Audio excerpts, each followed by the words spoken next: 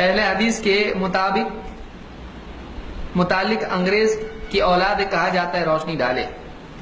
دیکھیے بھائی، ہمارا نسب انگریزوں سے نہیں ملتا ہے، کسی بھی اہل حدیث کا نہیں ملتا ہے، تو انگریز کی اولاد کہنا یہ اہل حدیث کے خلاف ناراضگی کا غلط زبان استعمال کر کے یعنی ان کو برا کہنا ہے۔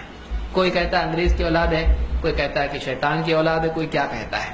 تو جو بھی لوگ یہ بولتے ہیں، آپ بتائیے امام البخاری جو حدیث ہے لا تزال طائفۃ من امتی، کہ میری امت میں ہمیشہ ایک جماعت حق پر قائم رہے گی، اس کا ساتھ چھوڑنے والے، اس کی مخالفت کرنے والے اس کو کچھ نقصان نہیں پہنچا پائیں گے، جو بخاری مسلم وغیرہ میں حدیث ہے۔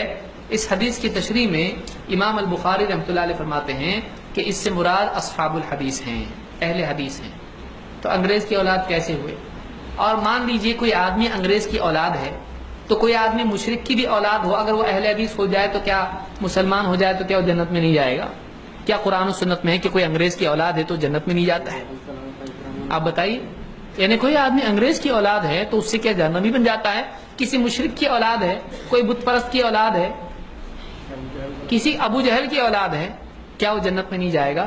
تو کوئی کسی کی اولاد ہے، اس سے کچھ نہیں ہوتا ہے، وہ اولاد کس راستے پر چل رہی ہے اصل ہے۔ تو یہ دیکھنا چاہیے کہ وہ کون کس کے راستے پر۔ نبی کی بھی اولاد ہے، اگر نبی کی کشتی میں سوار نہیں ہو رہا ہے جہنم میں جائے گا، اور اگر بت پرست کی اولاد ہے لیکن اللہ تعالیٰ اس کو چن لے تو وہ نبی اور رسول ہے۔ ابراہیم علیہ السلام کا کیا معاملہ تھا؟ باپ بت پرستی میں ہے لیکن اللہ نے ان کو نبی اور رسول بنا دیا۔ تو کس کی اولاد ہے؟